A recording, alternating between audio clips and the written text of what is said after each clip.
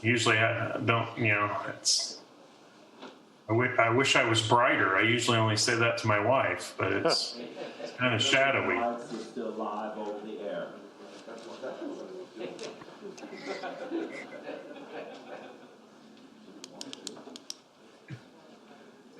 Well, Chief, why don't we go ahead and get started? I know you have to participate remotely, but it's still great to have you as a part of this. And I know you have a couple of 4 staff members in the chambers as well. So if we have questions, but let's just move right along. Chief, you're up. Sounds good. Thank you.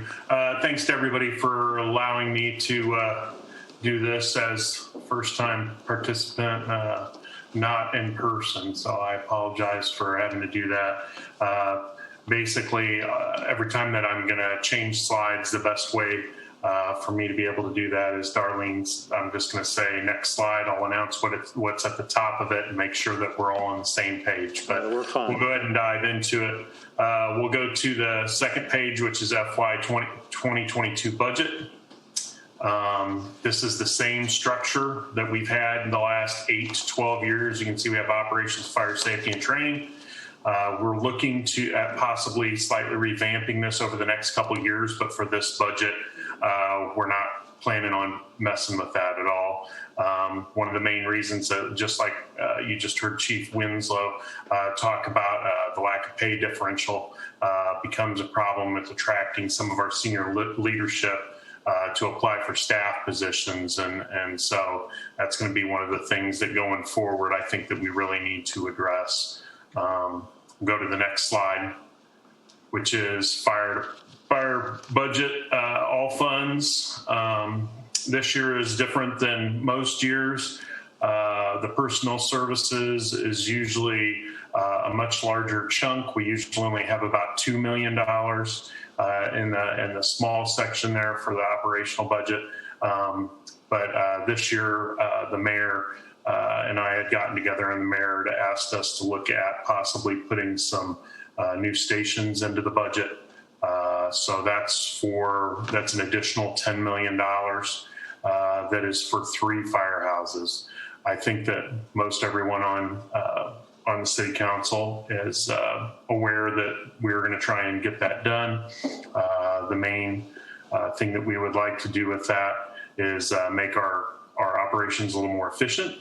And we're hoping to get some federal funds or some type of grants to pay for some, if not all of that.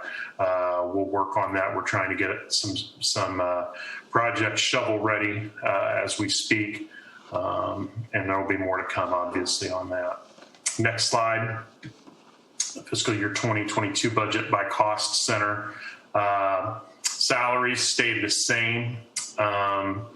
This is one of those things where we're going into negotiating a new contract with the union in the next month or 2.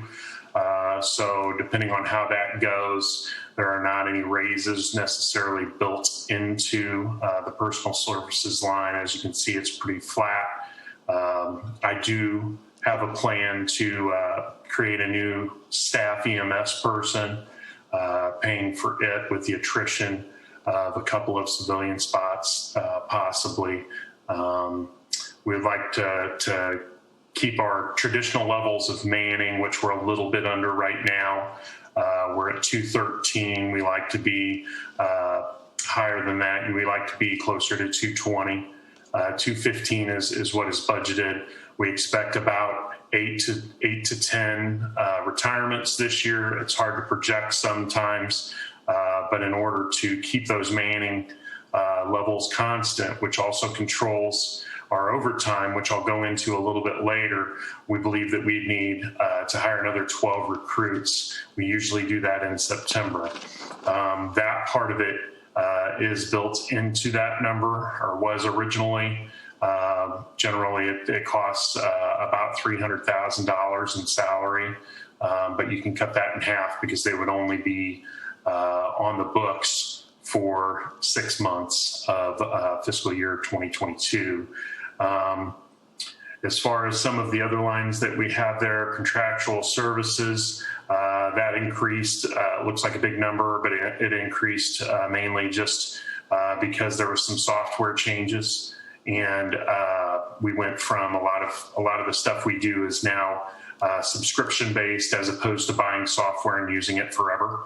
And it also contains the city's request for a station study, which is a feasibility and efficiency study that the city wants to do as far as the location of some firehouses and some other things. Commodities had some increases for some uniforms and PPE, nothing really all that big. And then we gave back a bunch of money in the telecommunications line, as you can see. That was the paging system that we originally were going to take on last year. But as we started talking about possibly building 3 new firehouses, that's a quarter of our stations. So we felt that it was probably smarter to wait and see if that goes through, since a quarter of our stations we would then end up installing a paging system, pulling it out, reinstalling it at a new station. It didn't seem very efficient.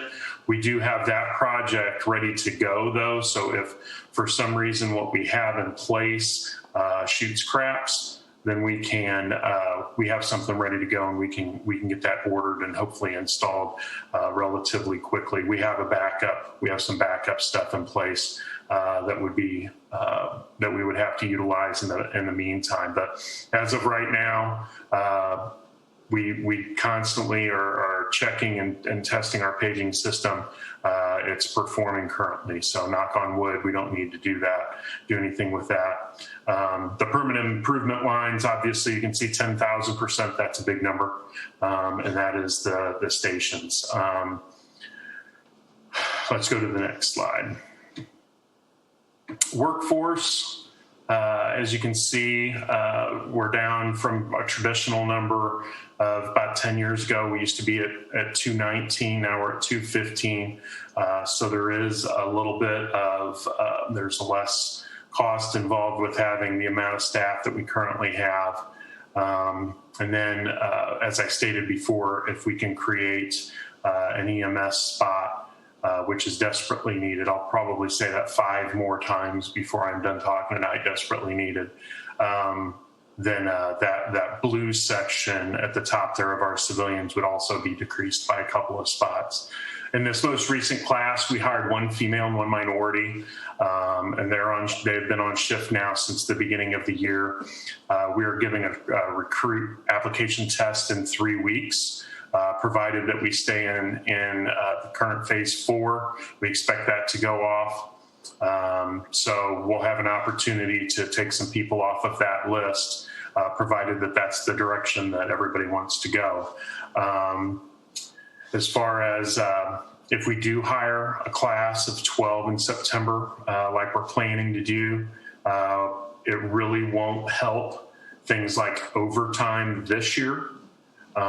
It is going to be a help for fiscal year 23, essentially. So the key to, and I know that we're gonna have a lot of discussion tonight about overtime. I hope that some of the stuff that I sent out to everybody was helpful, and we'll discuss it further. But the key to controlling a lot of the overtime is consistent hiring. Essentially, we have to have people making straight time, enough people making straight time to control having to call people back at time and a half. And I'll try and illustrate that a little bit better here in the next slide or two. Next slide. What causes SFD overtime? Holiday pay appears in our overtime line. And that's been traditionally the way that it's been done as far as I've known.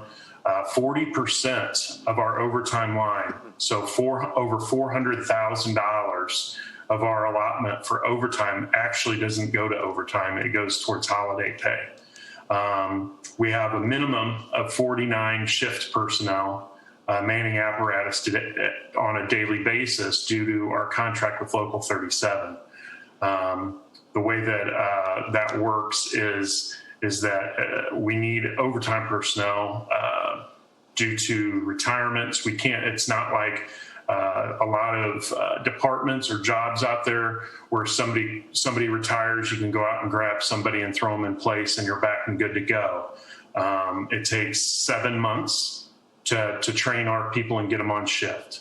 So that's a long time. So you have to forecast, you have to look ahead. Otherwise, those overtime hours can creep up and grab you. And another reason why the fire department's overtime is different than a lot of other departments. Departments around the city. I make a baseball team analogy.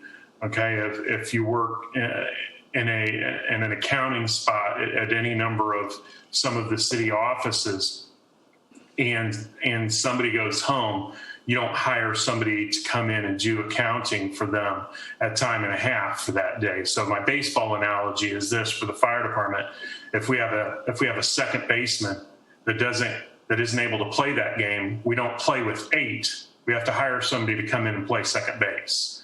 So over the course of COVID, especially when we had people out, the necessity of bringing in people at time and a half obviously turned into a large amount of money. And even if we would have had more people for the COVID issues that we had this year, it wouldn't have made that big of a difference. But on a day-to-day basis, we're probably, the police have this to a certain extent, but we have to have, per our contract, 49 people on apparatus every day.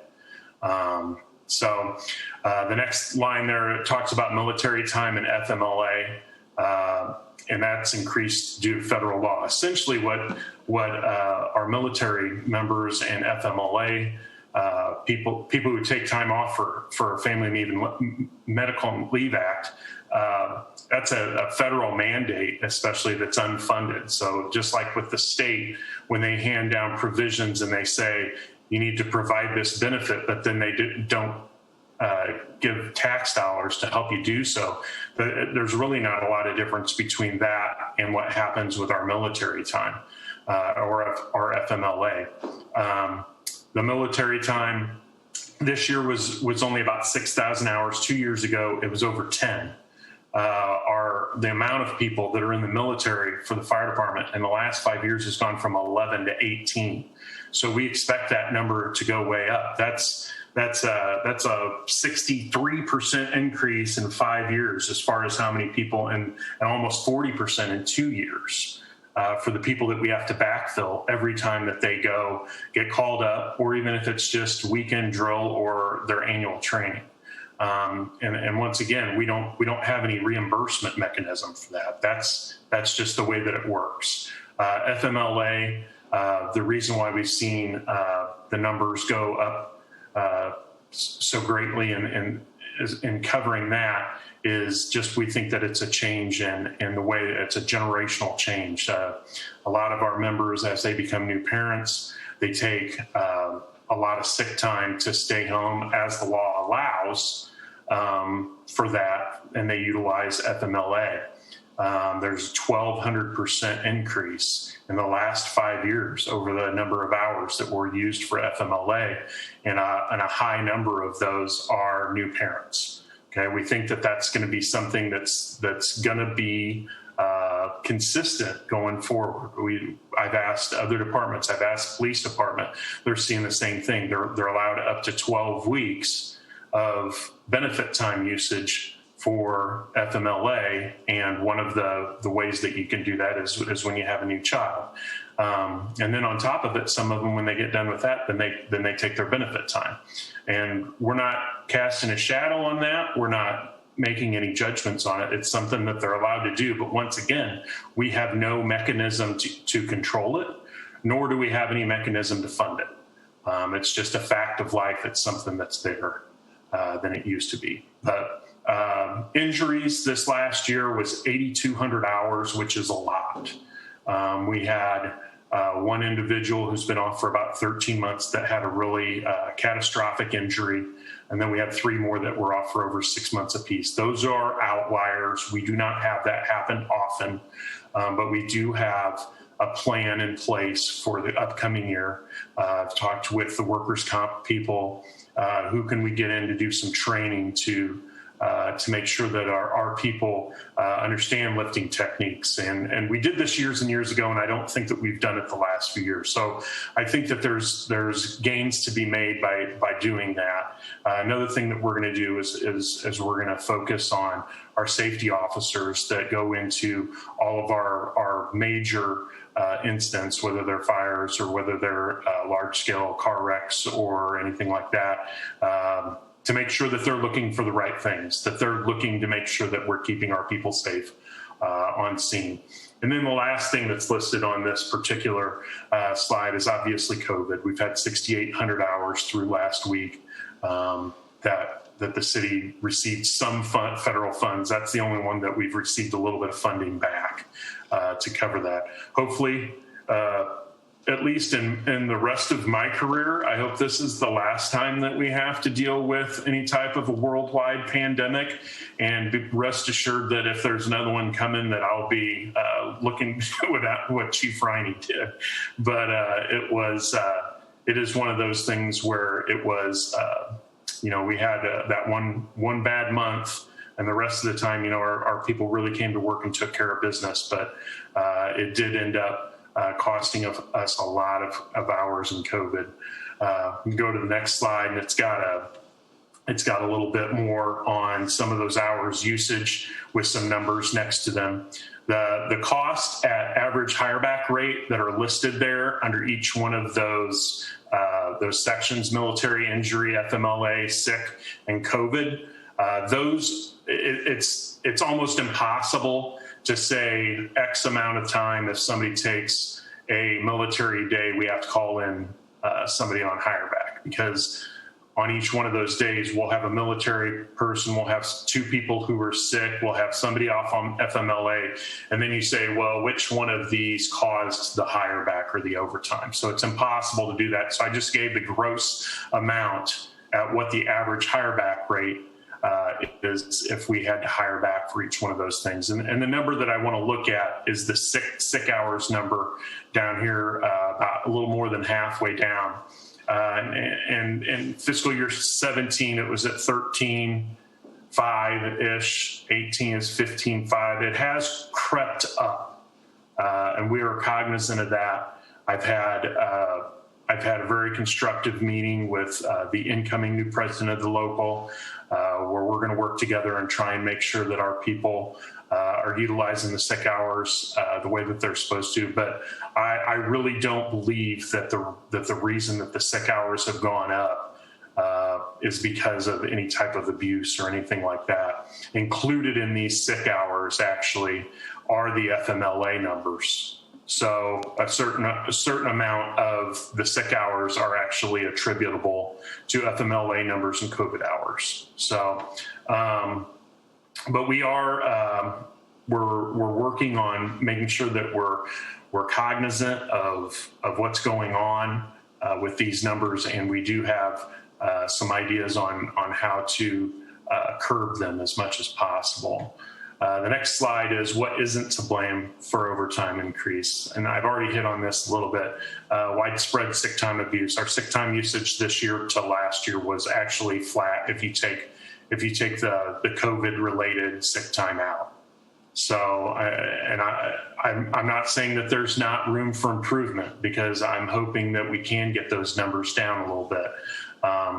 And we have ideas. I have a plan to talk with the union about ways that we can attack that. But it's not due to sick time abuse. There was some talk about overtime gaming to pad the pensions. Hire back to cover up or to backfill time for people who call in sick doesn't affect your pension calculation anyway. So the claim or the thought that guys will call in sick and then other guys will be able to raise how much they're going to get for the rest of their lives on their pension, that's just not how it works. So the hire back overtime pay does not affect your pension calculation. And then the staff not actively seeking solutions. We are looking at doing everything that we can. I really do think with the incoming new president that we'll be able to talk about some things and find some avenues to make sure the sick time numbers are where they're supposed to be. Next slide is how do we address it? Contract negotiations start in the next month or so. This is when topics like minimum manning are discussed. So the minimum manning for the Springfield Fire Department on a day-to-day basis is 49 people. If we don't have 49 people, we have to call people in to work those shifts. The minimum manning is a clause that's in the contract. So that's something that as we go into contract negotiations, that's the time that you can talk about that. Once again, adequate straight time personnel. As long as we hire enough people, we don't need extra people to come into work. We don't have to pay time and a half.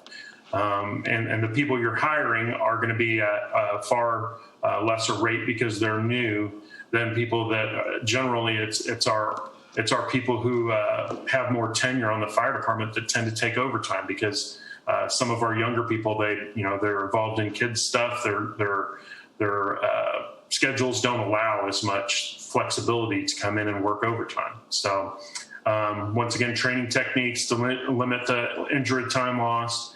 Analyze the trends like I've already talked about for the military time and FMLA projections. And this is the important part, in my opinion, is to take that analysis for those trends and budget for more accurate overtime numbers utilizing recent historical data. The last 5 years, our numbers for overtime were the exact same amount for 5 years. They took no pay increases into effect. They took no other types of shortfallings as far as if our manning was down or anything like that. It just stayed the same number. And this year, the number actually, after the last 2 years of having overtime issues, it actually went down by $81,000. So instead of budgeting more on the front side and being more realistic about the possible necessity for additional funds in that line, it went down by $81,000. So I think that we have an opportunity. I know that I've spoken to a few of you on City Council, and you don't like us coming back and asking for money. And I'm here to tell you, we don't like doing it either. But part of it has to be to recognize that maybe there's just not enough in that line right now. So I think that that's something that we can look to make a little bit better strides on. All right, let's get away from the overtime for a little bit. Coverage protection area, City of Springfield, 9 fire districts that we assist with, a couple of contracts, still at about 140,000 people. Our EAV went up a little bit. We still have a coverage of 124 square miles, which with our comparables is actually a lot bigger area than what a lot of our comparables are at. There's no major changes there. So the next slide, 2020 Nfpa department statistics. This year we had a 5% decrease in fires overall, but a 15% increase on total fire calls. Now, what's the difference there? Structure fires are only going to be your house and your residential fires and your industrial fires and commercial fires, that kind of stuff. Total fire calls are also going to incorporate trash fires. They're going to incorporate, field and grass fires, that kind of stuff. And if you remember this summer, it was an extremely dry summer. So our total fire calls went up from a lot of field and grass fires. Structure fires we attribute to the decrease that everybody was home all the time. Essentially, when you're home, people catch fires before they get big. So they don't turn into structure fires. They turn into catching something on the stove or in the oven or whatever before they have to call us. So same goes for the false and automatic alarms. People are home, so it's not as big a deal. The rescue and EMS calls were also down by 4%. We attribute a lot of that to there was a considerable amount of people who, quite frankly, didn't want to go to the hospital during a lot of the pandemic. They were scared to go to the hospital. So I think that there was a lot of people who just didn't call for our service during that time. But still, it's only 4%. We still ran 11,000 over 11,000 EMS calls, which has doubled in the last 20 years. In my time on the fire department, it's almost doubled as far as the EMS goes. Hazmat and hazardous condition responses have stayed about flat. Total calls went down by about 2%. 5-year increase, though, is 10%, and 10-year increase is 15%. We run 15% more calls than we did as of 2011. Next slide, historical structure fires. We already looked at this. 20-year average is 242, so we're still a little higher than what we have historically been at. It's one of those things where historically it's still relatively flat. You can see stuff goes up and down a little bit there, and some of that is attributable to the manner in which some of the record keeping was going on. We had a lot of training over the last couple of years, making sure that all of the fires that are supposed to be coded as building fires are done. So we did do a lot of training as far as that goes. The next slide is historical fires. 10-year average is 614 at 592 last year. So even though we're up from the previous year, we're down below the average a little bit. So I don't know what to attribute that to as far as the trend, other than, I said we were up from grass fires and whatnot, but once again, it's still relatively flat overall. Next slide is historical EMS data. Like I stated a couple of minutes ago, there's over 11,000 EMS calls. We've almost doubled our call volume for emergency medical services in 20 years, and we have less staffing administratively than pretty much ever to do so. We're once again desperately in need of an EMS chief. All of our comparables have some sort of a chief officer over EMS. Some of them have battalion chiefs, and some of them have staff chiefs. Some of them have a chief and another administrator. But the way that our contract is set up, simply putting a battalion chief in over that doesn't allow us to seek the right person with the right amount of EMS expertise to make that happen. So that's why I've asked to be able to do something a little bit different. We previously had 2 captains that worked about 16 hours of overtime a month that did our spot checks on our reports, and they've recently stepped down. So it's something that we really need to get in place to make sure that we have the administration over our EMS and make sure that it's flowing correctly, that everybody's getting the training that they need. Our training department does a great job of tracking that, but sometimes you need more hands to make sure that you follow up with it.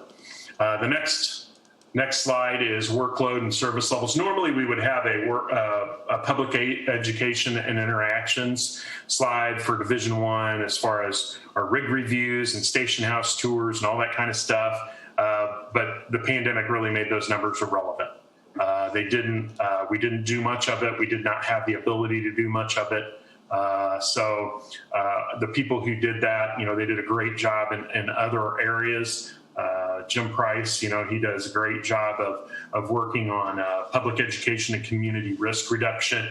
But unfortunately, it's been less in front of people than it has been in the past. So our workload of our people in fire safety, though, these numbers are pretty much where they were at the last few years. They were still able to get what they needed to get accomplished. In fact, our arson-related arrests were 33% higher. There were 6 last year. There's 8 this year. Arson is one of the most difficult things that our people in fire safety are able to get out there and do is make those related arrests because of the lack of evidence, that occurs in fires a lot of times. So, but there was for everybody, especially in fire safety, there was a lot of learning, adapting, changing, to account for threats that we didn't have any real experience with as far as on the COVID side of it. So there was a lot of training as far as that went. So segueing to the next slide, which is workload fire training. We had over 6,000 hours of recruit training. Our special teams training was down considerably this year because once again, we weren't allowed to get people in the same room. But we're making strides in our fire officers, making sure that our people are ready to step up in our EMS. Our total training hours were over 300 hours per person this year. Chief Moore did an outstanding job this year of making sure that all of our people got all the training in, and at the same time setting up an entirely new software system to help us track that and get that information to the state and the feds so that when ISO comes around, we know that we can prove that our people have been trained at the level that they need to be trained. The next slide is about our apparatus. Half of our engines are less than 10 years old, which means that half of them are over 10 years old. Two out of the three trucks are less than 10 years old. And as you can see, it's kind of hard to see there, but truck 3 is 20 years old. That's the piece of apparatus that is in most need of replacing. I've spoken with Director McCarty about having a plan to do that, and we'll be looking at getting some money for a truck and 2 engines out of the loan amount for that this year. I still think that a systematic apparatus replacement program would save the fire department and the city money. Maintenance of this apparatus as it gets older and older is extremely expensive. Buying parts and sometimes having to ship apparatus off to Pierce up in Wisconsin to get it fixed is not cheap. And Chief Abbott put together a spreadsheet for me to look at what the cost is for each individual apparatus. And I have not had time to analyze exactly what each one has, but I'm more than willing to bring that forward to you. I think you'd be really surprised that, sometimes hundreds of thousands of dollars that we put in to keeping some of these apparatus out on the streets. Sometimes some of these apparatus average being in the shop more than twice a month. And that's a lot of time that on expensive equipment that we're spending working on it. So I think that a systematic approach, as opposed to just every few years trying to do what we can do, I think that if we just budgeted for X number of fire apparatus every year, that from our standpoint, I think that makes sense. I know that it sometimes makes it difficult budget-wise, but I think in the long haul, I think that's something that we really need to look at. The next slide is city's accomplishments. A lot of these, as all of you know, were due to my predecessor, Chief Riney. He steered the boat on a lot of this. A lot of the accomplishments that we were able to get done this last 12 months. Alan's, one of his pet projects was updating the city emergency plan. He sent that out to all the directors to review. There's still a couple of parts of that that need to be done, and those are on my radar. But as you can imagine, the trial by fire right before trying to get a budget together and everything else, I haven't been able to turn my eye to that yet. But what we already have. Alan did a great job as far as updating. So if we do have another type of a large scale problem, we'll be able to pull that out, and it'll be up to date and ready to use. So we did finalize phase 1 of the traffic preemption system. Thank you to everyone who voted for us to get that. Our response times improved. I don't have the exact numbers of what those improvements were. It was not a minute or more on the average, but I think that it was in the 30 seconds to a minute to our, especially where we like to draw the numbers is our farthest outreaches, because the more lights that you have to go through and the farther you have to go, you have the largest amount of possibility of improvement. So that's one of the areas that we were looking at. For the Foreign Fire Insurance Board recently purchased almost $100,000 worth of headsets for our apparatus. And I don't know how many of you are aware that we've had probably a half dozen or so suits against the city, a lot of them by retirees, on hearing issues. This is going to help our people keep their hearing safe. It allows them to communicate better en route to all of our emergencies. And we really think that that's going to be something that's going to be helpful to our people. We revamped the policies and utilized some software so that all of our policies can be reviewed on a weekly basis for our people via the training division. Chief Moore, once again, did a fantastic job of making that available through the target solutions that you see down there towards the bottom. That was one of the softwares that we put in place. We put fiber in our 5th station / building this year. Every year we try and get fiber, city-owned fiber, into one more building.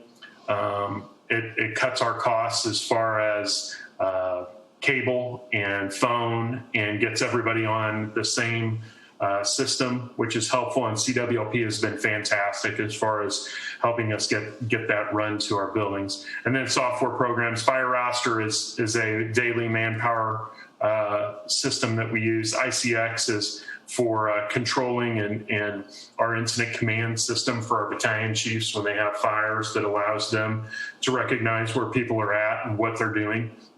And then Call 'em All is a software system that helps us get people to work quicker, especially if we have overtime or if we have a large scale incident where we need to do an all call or something like that. So next slide, and we're getting close to the end, I promise. Fiscal year 22 major priorities is to continue the smoke detector and public ed programs. Obviously, those had the brakes slammed on them this year. The smoke detector program, we're going to have to see what kind of donations and what kind of grants we might have available to continue that. That's something that Chief Richmond and Chief Canny have done a great job, made great strides as far as getting smoke detectors into the homes that need it. We're going to finalize that city emergency plan that Chief Riney had started. We're going to do some EMS enhancements and review some policies for that. We need to buy cardiac monitors and SCBAs. So both of those are literally, we are at end of life for a large percentage of it. And we've worked some dollars into this budget to make sure that we stay in compliance with Nfpa standards so that we can do that.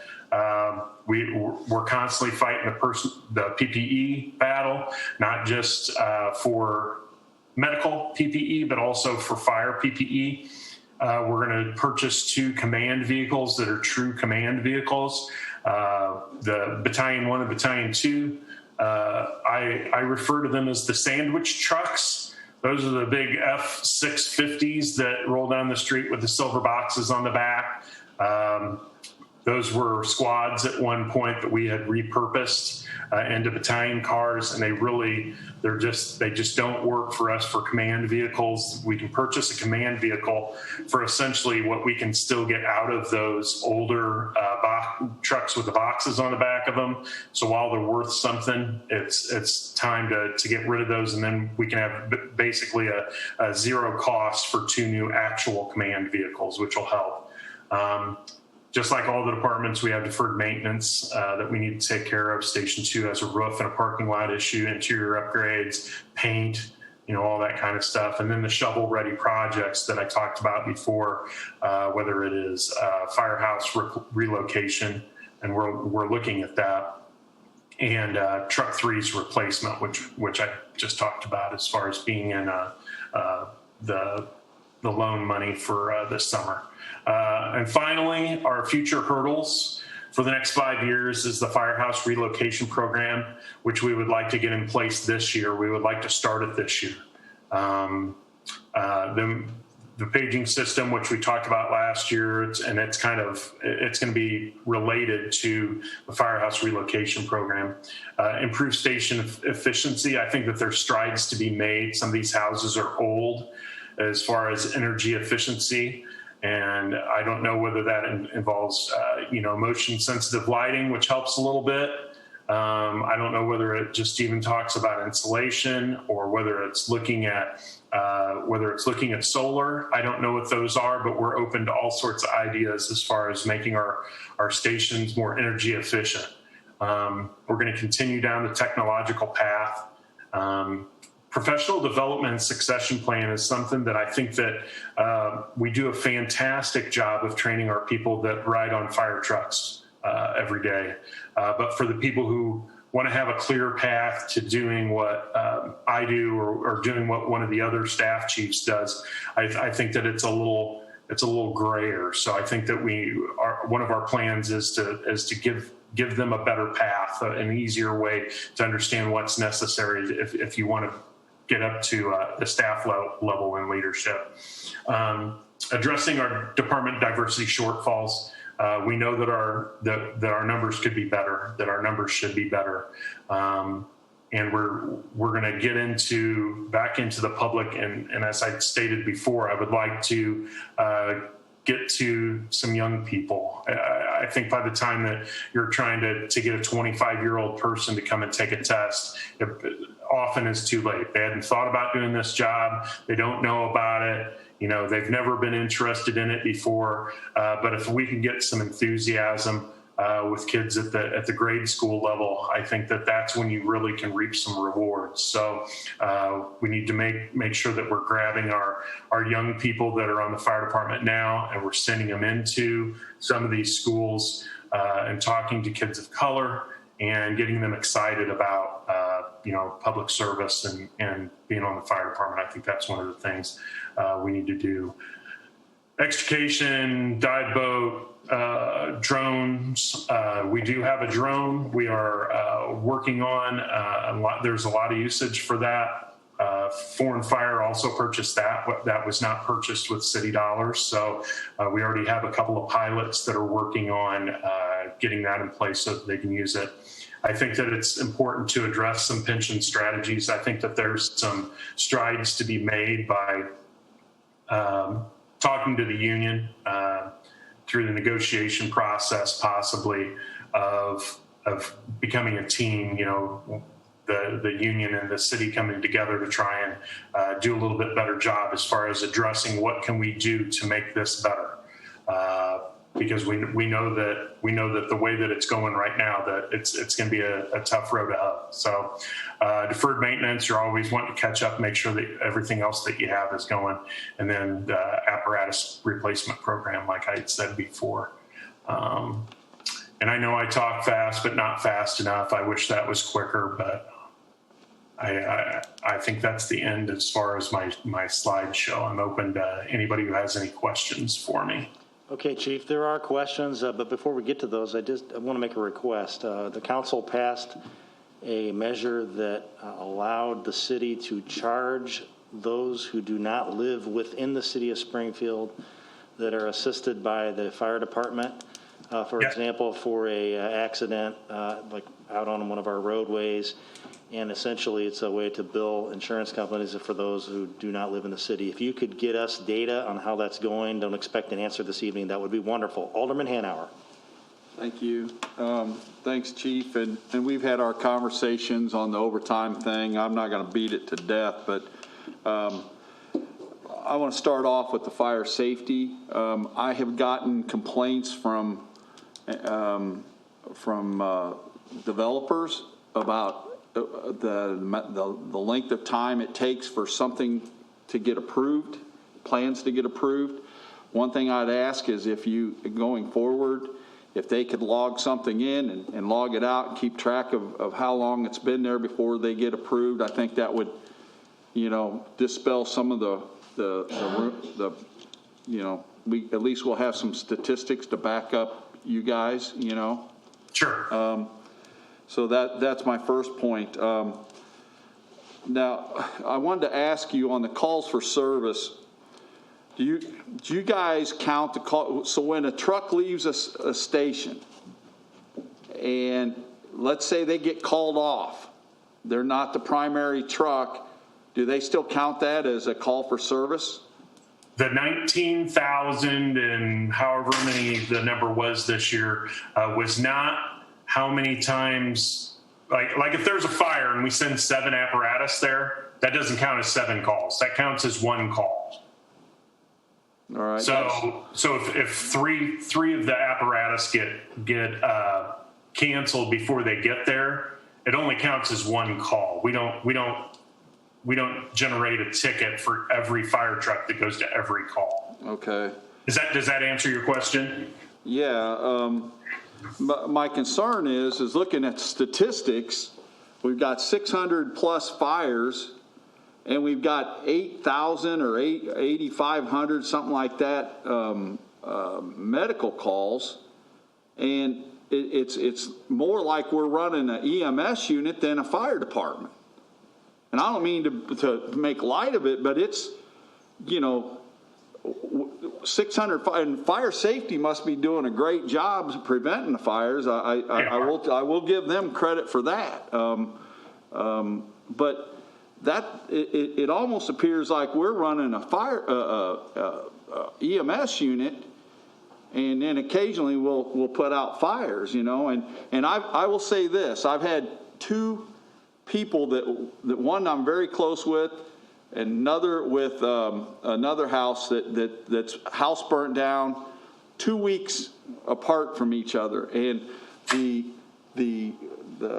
firemen that showed up, they did an incredible job. I was on the scene. They did a very, very good job, and I can't compliment them enough. So, and I support you guys, but we're getting into a situation where if the amount of overtime continues and the costs continue to go up, then it may not be this council, but I would be willing to bet it'd be the next council. They're gonna be faced with having to cut. So, I don't know. You said you've been in the discussions with unions. Have you come up with a plan to cut your cost? One of the things I just thought of sitting here, you guys usually do your schedule a year out. Well, if somebody gets hurt in January and they're not coming back for 6 months, why don't we do the scheduling every quarter so you can adjust for people being gone, or to where we're not having to hire backs. I can understand the sick time and that, but you do have events that people plan. Military call out is usually, for the most part, in advance, a little bit in advance. They know when they're going to have a baby and things like that. Generally, has there been any discussion and any feedback from the union on doing something to cut down your personnel costs? Because if it continues, I'm just saying you're going to end up there's a Firehouse, or there's going to have to be cost cutting, and the only way to do that's either personnel really. And I don't want to put us in that situation, but that's the truth behind it all. I mean, that's the elephant in the room. And so, I think you need to look at maybe doing quarterly schedules to try to cut back on if somebody gets hurt, they're hurt for 6 months. We're paying overtime for people to come and cover them, as I understand. So I'm going to get off my soapbox. The one thing I will tell you that I was going to do an amendment to increase the overtime budget, because the last few years it's been at right around $1 million is what we budgeted for. And as we know, they came in for $800,000 last year, $900,000 last year, and this year I can't remember what it was, but it was pretty high. And because of that, we should have raised that. But I'm not going to put the amendment in My thing is if you don't cut it, you're going to have to find a spot in your budget to where you take that out, your overtime cost to make up for it. We got to live within our budgets here. I mean, we require every other department to live within their budget, and I just don't think one department should be allowed not to. So, thank you. I'd like to address all of those. EMS, you're 100% correct. As I stated during the EMS portion, we have almost doubled the amount of emergency medical calls that we go on in the last 20 years. That being said, and that's why, you know, we do a lot of that, and we can't control how many of the fires have actually stayed flat is the strange thing. But as the city grows older as well, you know, it's historically, I say historically because I'm talking about the time that I've been on the fire department. There was a fire department before I got on it, and I'm aware of that. But the last 20 years, a lot of our fires have occurred on the near east and south side, a little bit on the north as well.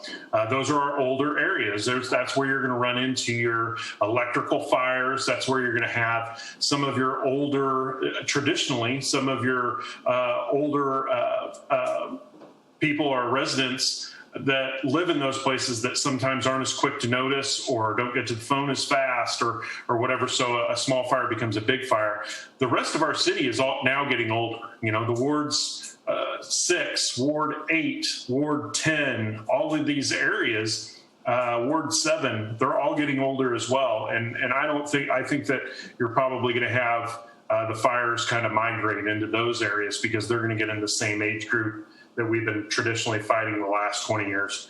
And that'll just be what it is. But as far as addressing your long-term, your question about that it takes, you know, that we set our schedules a year in advance, that's partially true. We do every year our people bid to where they want to work.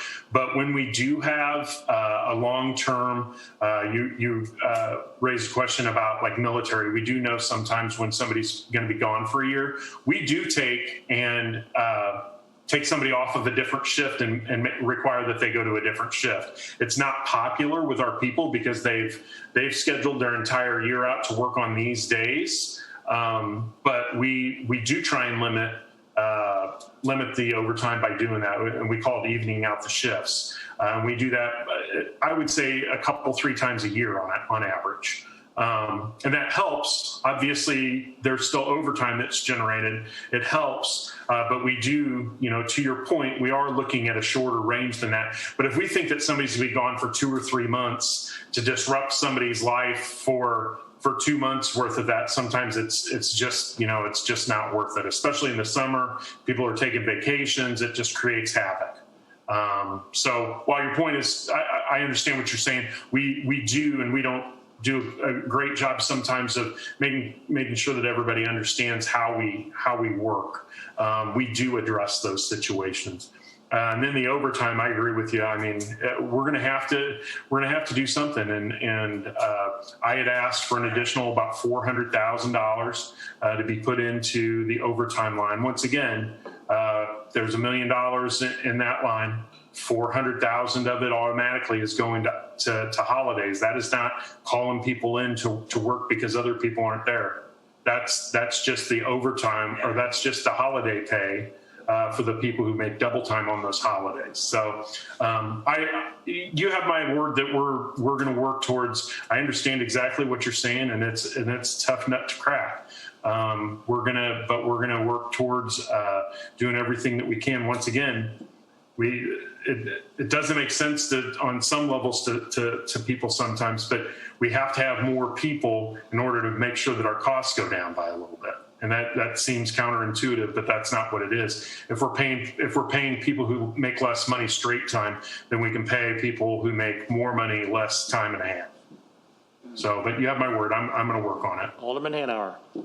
Thank you. Just to follow up, Chief, I think that, and I don't know why, and this is a question for more Bill or the mayor, but if we know that the cost for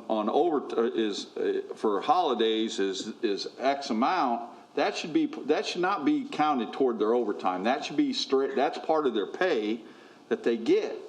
And then, Chief, in regards to hiring more people, last time we were told that, we hired a class and they said, oh, it'll help with overtime. And the next 2 years, our overtime skyrocketed. So I think that's where we're a little gun shy as far as, believing that. So, but Bill, why are we not counting that toward their regular pay? It's kind of a long discussion, but the short answer is holiday pay, like overtime, is not pensionable. It's premium or extra pay. So the city has long decided that to put it in the 1104 rather than 1102, because the 1102 is where you put regular salary, pensionable salary.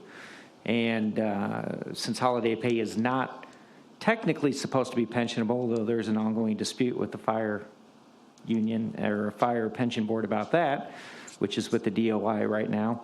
The simple fact is it has been determined that it is, by the DOI, that it is not supposed to be pensionable. Therefore, it's viewed more like overtime. It's extra pay for extra work, essentially is what it is. You get paid only if you work a holiday, just like you get paid only if you work overtime. So it is in there. Understand, it has been that way for years. So when you're comparing the overtime, it's still a flat amount each and every year, $400,000. So when you see overtime go up over $1 million, that's true overtime. That has nothing to do with the holiday pay. The holiday pay has always been there, except for a few years back around 2012 and 13, maybe 14. Chief Fuston wanted to move it. And so we did for a few years, but then made the realization that it really doesn't belong in the 1102 line. It belongs in the 1104 because it is extra pay for extra work. Okay, thank you. Okay, moving along. Anybody else in the chamber have a question for the chief? Going once, going twice. Okay, how about on the Zoom call? Any alder person? Alderman Conley, then Alderwoman Turner. Alderwoman Conley. Thank you, Chair. Chief, I'd like to have a couple of quick questions, I hope. First of all, I want to point out I'm not going to argue with you over FMLA leave. I appreciate that you're hiring younger. I mean, it seems normal and natural that you would hire younger firefighters. I'm going to make the case again to say that the city needs to be compassionate and a little more forward-thinking in terms of its family leave, especially for new children, the maternity and paternity leave. So I understand we would like to see our firefighters establish families in our community. That's part of our connection. So that's a number I don't think you're going to be able to bring down very easily. One thing that no one wants to talk about is your military leave numbers.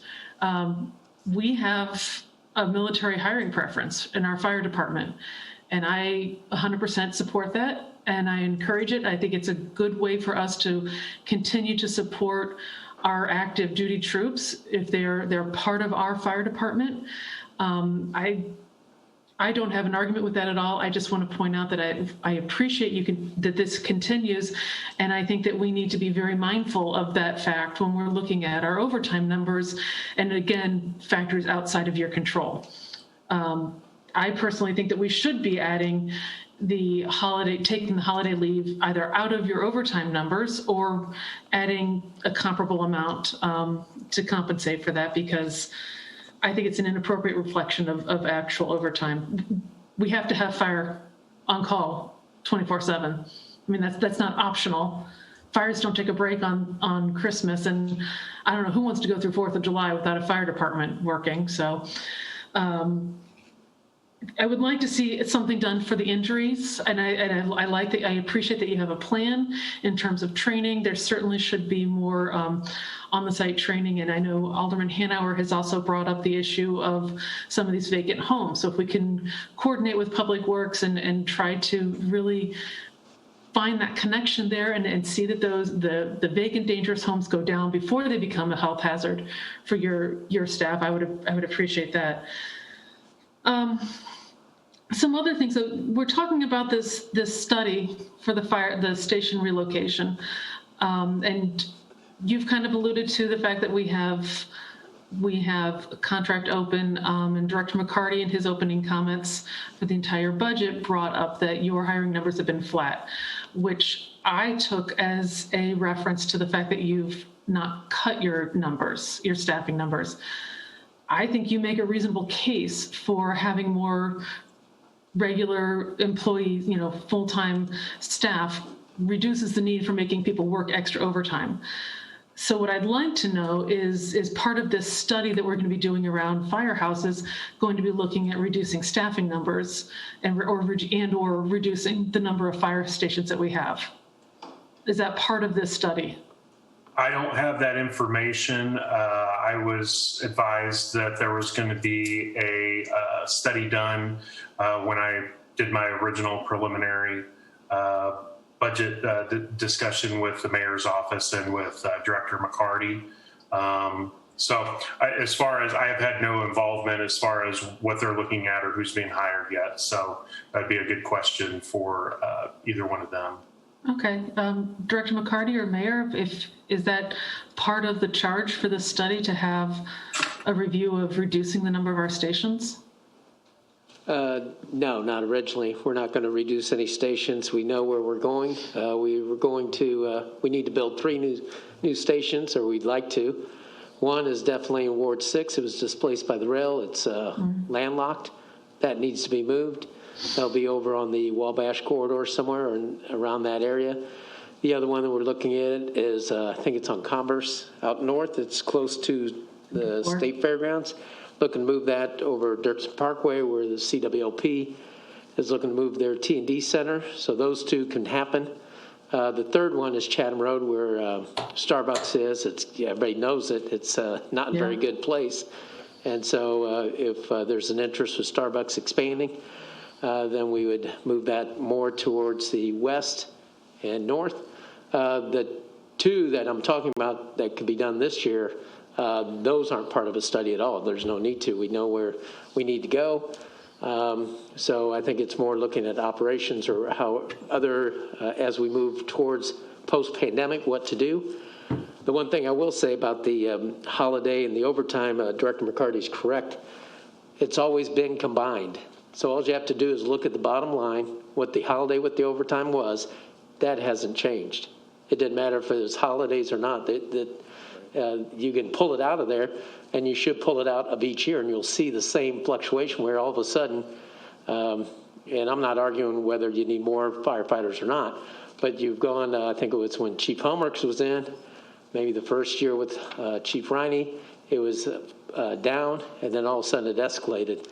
And of course, this year, because of the pandemic, but the year before, it was up as well. So it's something that we need to take a look at.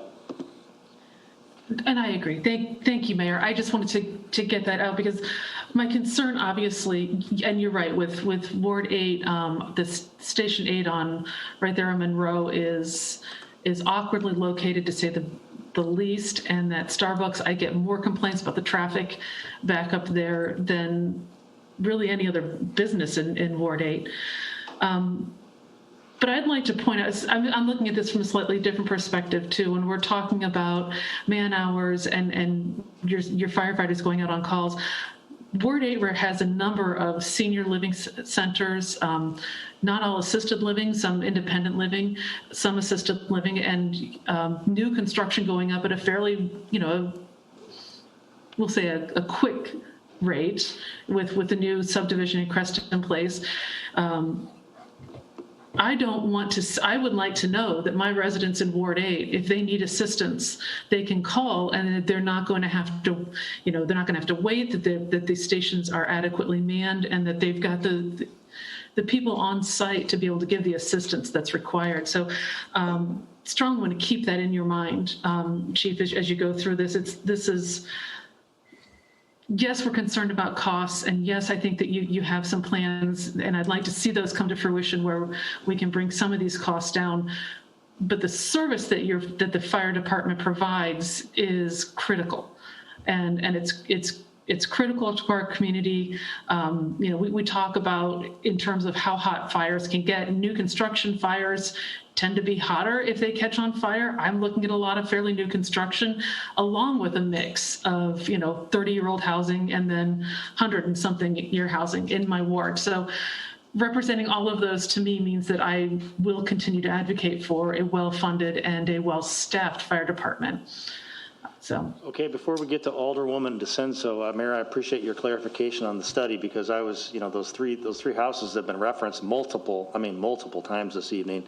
We've all probably heard, I know I did at least 10 years ago, where those should be moved to, and I'm glad you clarified that we're talking about other potential stations and way to be more efficient. Alderwoman DeCenso. Thank you, Chair. Okay, so Mayor, what I think I just heard you say is that Firehouse number 6 and Harvard Park is going to move over to Wabash. Is that what I just heard you say? That general area, correct. Okay, so that's not even in Ward 6 anymore. Yeah, Brandon Blau can speak to that. As you know, we are going through if you want to get caught up, he can speak best about response time. But you have you have several stations in that general area. And, with regards to Ward 6 or any ward boundaries, that's all going to change because we have these census coming up and you're going to be drawing a new map for the ward. So who knows how those ward maps are going to look. But Chief Blau can speak to the change and how that will look. And he'll come with the maps that show the coverage area associated with that. Well, excuse me, Chief, before you speak, we just heard that the south side of the city experiences a lot of structural fires. So that's kind of where we're talking about. So just make it make sense for me, please. Wabash is a little bit of an overstatement. It's more of the Stanford overpass area. Okay. So it's not quite, Wabash sounds terrible to somebody who lives in Ward 6, I'm sure, but it's more it's just west of the overpass. There is the area where we're looking to put a firehouse. So we're not pulling it all the way out to the west side or the southwest side. It would be about, I don't know, it's probably about 10 to 12 blocks-ish away is the area that we're looking at. Still accessible, makes total sense. Area. Thank you for clarifying. No problem. Thank you, Chief. Anyone else have questions of the Chief? Alderwoman Turner.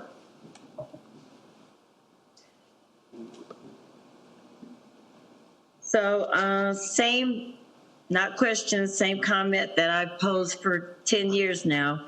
Diversity is important for the city and the department, not just firefighters, but also administration.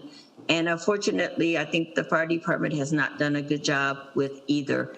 I was a little bit excited last year when I finally saw a woman in a white shirt.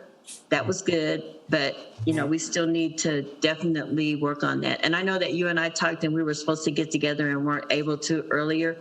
So once everything kind of settles down, I wanted to revisit that, because you're absolutely right. You can't just wake up one day and say, I want to be a firefighter. We have to start talking to, youth when they're in, grade school, middle school, and trying to see if that's a path that they want to take. But it is something that we definitely have to work on. The other thing is, I guess I have the same concerns that Alderman Hanauer talked about with the overtime. I just really think that one of your bullet points says budget for more accurate overtime numbers. I think that's what we need to do. We can't just plug in a number and say, this is the number that it's going to be, knowing all the time that once it's significantly higher actual number, you can come back and just ask for more money because, hey, people have work, they have to get paid. So we do have to look at that budgeting a little bit more accurately. And I don't know, if we leave it at that number that is significantly lower than what we had last year, when you're saying that you don't see anything changing, I think I will consider bringing an amendment to raise that number, because we have to be realistic. We have to know where we are. We have to be able to plan. So that's my concern. And I don't know if, I just don't see the value in having an artificially low number in that budget spot. I appreciate everything that you said right there, and the analogy that I didn't make this up. This, I believe, was Chief Helmrich, who obviously did a better job than what we've done recently on this overtime. He has a sweet spot, and I still need to pick his brain a little bit more about how to find that perfect mix of keeping, without hiring too many people so that you're paying extra people to be here, but at the same time, not consistently having to pay somebody to backfill. We have an idea what that number is. I would like to hire 12 people. I think that gets us close. But once again, to Alderman Hanauer's point earlier, those projections, are not going to. We're not going to have those people in place until fiscal year 2023. So this year, it's not going to help much. As far as the recruitment and whatnot, I'm going to steal from Chief Helmrich again. It's a big boat. The fire department is a big boat, and while we would love to tug hard to the left and try and gather as many minority candidates as we can, that's not the way that it works. Half the people fall overboard, half the people get sick, and you just end up with a workforce that isn't very happy. But what we do know is if you steer in the right direction over the long haul, we get in with these young people and we make them excited about the fire department, that we will reap the benefits in 10 years or so. And that's, I probably won't be here in 10 years, but the fire department will. And we do have, it is on the forefront of what we're trying to do to make sure that the fire department looks like the people that we serve. So as far as the overtime budget goes, once again, I've looked at the trends. I think that the military hours are going to go back up this year. I think that the FMLA numbers are going to stay standard. They're going to stay in that same direction. I think that another $300,000 or $400,000 in that line would be realistic, and it would give me a goal. It's not like I would dust my hands off and go, well, I got more money in there, I don't have to worry about that anymore. I understand that both you and I are wards of the people that we serve's money. So I am conscious that we need to look at that, and there will be strategies that we'll put in place. I do plan on having constant talks with the local as far as making sure that they do everything that they can to help us get that number where it needs to be as well. Okay, I'm not sure if I understand or agree with your analogy, but I have to think about it and digest it, and then I'll let you know. The big boat, think about it. Yeah, I got to think about it and digest it, and then I'll let you know. Okay, sounds good. Okay, Alderwoman Turner, anything else for the chief? Okay, anyone else on the call? Alderman McMiniman. Thank you, Mr. Chair. Chief, it seems that one of the major themes tonight for the 70 minutes we've been on the fire, it's past 8 o'clock already, is efficiency, saving money, etc. We've got 9, but let me back up. Did we say that there's, Chief, there's roughly 600 structural fires per year? It's actually about, as far as building fires, we're in the 250 to 300 range normally. Okay, 250 to 300 range normally. So that's about 3 a week. 3, 4, maybe 5 a week. And of those 250 structural fires, how many of those are what you'd call a code 1 fire, where it's you got to tap into a fire hydrant because the engine doesn't have enough water? I don't have those numbers in front of me, but if you wanted a guess, I would guess in the 35 to 40% range. Okay. And maybe this is a very similar question. How many of those 250 would be an extra alarm fire, like where you're going to call in more than one unit, more than one station house? Well, our numbers that I looked at the other day, where basically we had a large dollar loss or a loss of life or something like that, is usually I think about 6 to 10. This year I think it was 6 or 7 that were large, what I would consider large. Okay, so you see where I'm going with this. Maybe when it comes to battalion chiefs, we've got 9 battalion chiefs on the force. And that's basically 1 out of every 24 firefighters is a battalion chief. And based on my limited understanding, battalion chief basically has got to coordinate when you got more than one firehouse involved. That'd be maybe the major responsibility. And so when I look at these statistics, it just seems like we're over-brassed. We got a battalion, we got 9 battalion chiefs, and they might have to really get involved in a fire. Maybe if you divide up, let's say 100 fires among 9 of them, that's maybe 10 a year for each of them. And it just seems like it's just an overkill. Now, I realize that we got, the way we do the battalion chiefs, we got 2 battalions always simultaneously. You divide the city in half. So we always got 2 battalion chiefs ready to go.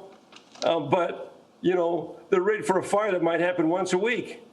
And it just seems like we just got so much brass. And, they're not even considered management when it comes to the union because, as you know, they're considered part of the union. And a basic principle of union organization is you keep the management outside the union. But in this case, and I think we're one of the few fire departments in the state of Illinois where the battalion chiefs are in the union. They're not part of management officially. And they're managing one, and I hope I don't offend any battalion chiefs because they got to go through a lot to become a battalion chief, I realize. But, they're on duty to manage maybe 1 fire a week, potentially. That's really, something that might need 2 engines or 2 firehouses. So please think about this, Chief. You're wearing a white shirt, and we're trying to add $10 million of capital spending to reallocate our firehouses, but we're trying to save money too. And when these battalion chiefs retire, they step out the door with some good pension money too. So that kills us another way. And we do have this problem where, and I've never officially asked for it. I think I probably should have. How many battalion chiefs are in that position for just a short period of time? Because we know how the pension works for the firefighters. Your pension is based on the rate of pay on your last day of work, not the last 3 years or last 5 years or like for teachers or for military, but it's just what your rate of pay is on the very last day of pay, last day of service. So please think about this a lot, Chief. Think about how we can save money, streamline, reduce some brass. We've got to attack that minimum manning. We got to cut back on our overtime. You got a heavy burden, Chief, and I just hope you'll come through for us. I agree with especially the last parts. There are 9 battalion chiefs, and that's per the contract. We have 2 on per day for two battalions. 3 shifts, that's 6 of them. We have 2 that are in the training division, and we have 1 that's a safety officer for the entire fire department. Some of those were traded up essentially from, they used to be staff positions. In 1983, we had 10 staff chiefs. We had less battalion chiefs, but we had 10 staff chiefs. Now we have 6. So, or 5. 5? Wow, I should know that. But the battalion chiefs, are in the union, you're correct.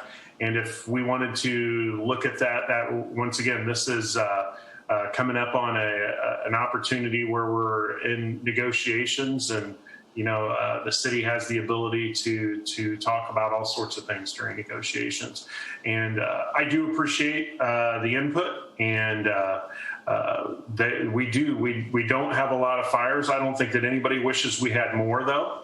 I think that our fire safety people are to be commended, and that's one of the reasons why we have less fires. But as far as the overtime and everything, you have my word that it is on the. Everybody has reminded me, and appropriately so, that it's something that needs effort to try and keep in check. Alderman Redpath. Thank you. Thank you very much. Yep. Hey, Chief, this is Alderman Redpath. You talked about the overtime stuff, and one of your proposals to drive those numbers down was to hire a new class. And obviously, the tone and the content of most of the discussions tonight from most of the aldermen is the cost that is being incurred by the fire department. It's going to come down to a couple things. You're going to either have to make some adjustments in your staff, or you're going to have to cut firehouses in order to get this thing under control. One thing I've learned from this last year is that the fire contract versus COVID does not work. If in the contract, we weren't allowed to take personnel and adjust their shifts and move people around because the contract wouldn't allow us to do that. We heard tonight from our police chief who told us that he's been making adjustments and going to 12-hour shifts and that type of thing just to make things work. We got to find a way to cut this overtime down. It's completely out of control, and it's something that's it's damaging our budget. It's going to be hard for us to vote. It's going to be hard for me to vote knowing that we don't have a contract because we don't know what our expenses are. So I know that contract can't be solved before we vote on this budget, but we need to have some hard numbers in order for us to be able to figure out how we're going to vote on this contract. It's going to be a tough situation for you. And I know you got your plate full, and I know you're very capable. I know your family. I know you've been in along the fire department for a number of years with your father and others. And I know you're capable of doing what you're appointed to do, but you got a tough task ahead of you, and you really need to buckle down and find a way to make this work. Thanks. Thank you. Anybody else have a question of the chief or a comment for the chief? Going once, going twice. Seeing none, we're going to conclude our hearing. Chief, thank you very much for this dialogue this evening and outlining the budget. Of course, we have council tomorrow, our regular council tomorrow night at 5:30. And on the next budget hearing is on February 4th, which is this Thursday at 5:30 p.m.